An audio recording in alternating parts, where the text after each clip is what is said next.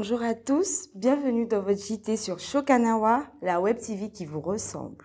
C'est avec un immense plaisir que je vous retrouve pour ce nouveau rendez-vous. Ensemble, nous ferons le tour de l'actualité nationale et internationale, tout frais payé bien sûr. Au sommaire de ce deuxième épisode de la saison, nous reviendrons notamment sur cette nouvelle attaque terroriste en Côte d'Ivoire, le Cyber Africa Forum qui a récemment fermé ses portes, mais aussi ce prix Pulitzer spécial et enfin le début de l'Euro 2021. C'est pas hier ni demain, mais aujourd'hui sur Shokanawa TV, la web télé qui vous ressemble et vous rassemble. Sécurité intérieure. Une nouvelle attaque terroriste en moins d'une semaine. Depuis l'attentat de Grand Bassam qui a eu lieu le 13 mars 2016, faisant plus d'une vingtaine de morts, la Côte d'Ivoire fait régulièrement l'objet d'attaques terroristes. La dernière en date a eu lieu le samedi 12 juin dernier dans la région de Téini, située dans le nord-est de la Côte d'Ivoire. C'est une région sensible du fait de la proximité avec le pays des hommes intègres, touché lui aussi par le terrorisme. Cette seconde attaque en moins d'une semaine, après celle de Toubo, aurait fait au moins 3 victimes parmi les militaires ivoiriens. Cet accrochage meurtrier intervint alors qu'une académie de lutte contre le terrorisme au Sahel a récemment été inaugurée. Située à 70 km environ de la capitale administrative ivoirienne, c'est à Jacquesville que se trouve l'édifice. Il a été inauguré par le Premier ministre Patrick Hachi, le ministre de la Défense Téné Ibrahima et aussi le ministre français des Affaires étrangères Jean-Yves Le Drian. Sécurité toujours, mais cette fois-ci assure le net avec le Cyber Forum Africa. Événement. Quand l'Afrique se retrouve au cyber. Le mot cyber vous rappelle sans doute ces gens qui autrefois s'enfermaient dans de petites cabines téléphoniques perdues au milieu des ordinateurs et autres imprimantes pour lever.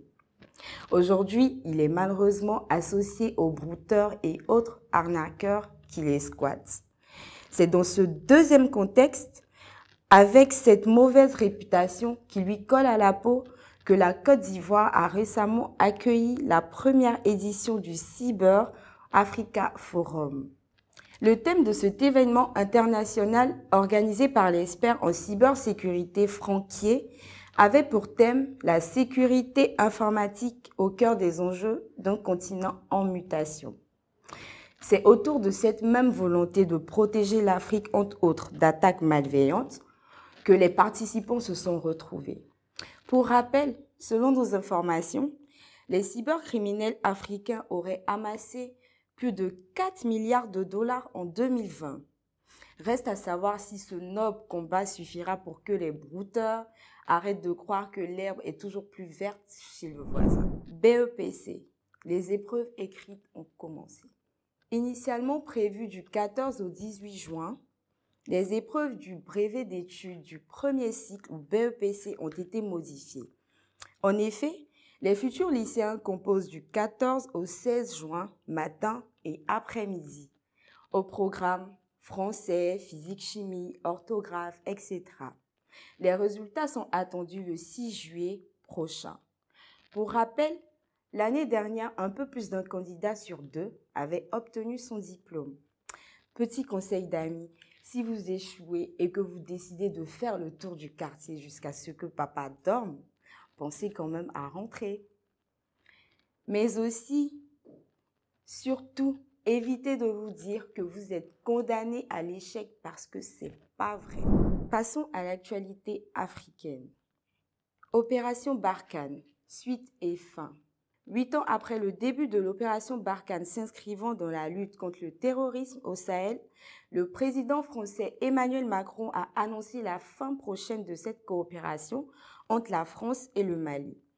En effet, il aurait peu apprécié que la junte militaire envisage de négocier avec les groupes djihadistes. Une annonce surprise qui fragilise encore un peu plus l'État malien et la région ouest africaine en proie à de nombreuses attaques terroristes. Pour rappel, Barkhane, c'est 5100 hommes et elle coûte près d'1 milliard d'euros par an selon Le Monde. Pourvu que ce départ n'affaiblisse pas encore plus le Mali, qui a connu son second coup d'État en 9 mois seulement. Covid-19, des chiffres trompeurs. Depuis que le Covid-19 a bouleversé votre quotidien et celui de milliards d'autres personnes, vous l'avez forcément entendu cette phrase. Covid, c'est maladie de blanc-haut. Que ce soit dans la rue, où beaucoup portent leur cache-nez sous le menton, ou encore dans un taxi qui en porte de temps en temps, ici comme ailleurs, nombreux sont ceux qui doutent de l'existence de cette maladie, pourtant à l'origine de la pandémie mondiale. Pour rappel, selon nos informations, elle aurait fait près de 4 millions de morts, dont près de 600 000 aux États-Unis, le pays le plus touché du monde. En Afrique, il y aurait eu 133 000 décès selon l'Organisation mondiale de la santé. Des chiffres qui seraient loin de la réalité selon une étude américaine. En effet, elle pointe du doigt notamment les problèmes liés à la traçabilité et aux sources. Ce sont 500 000 personnes qui auraient été victimes de cette maladie. Le moment est venu d'affronter votre bélénophobie ou peur des aiguilles pour faire votre vaccin.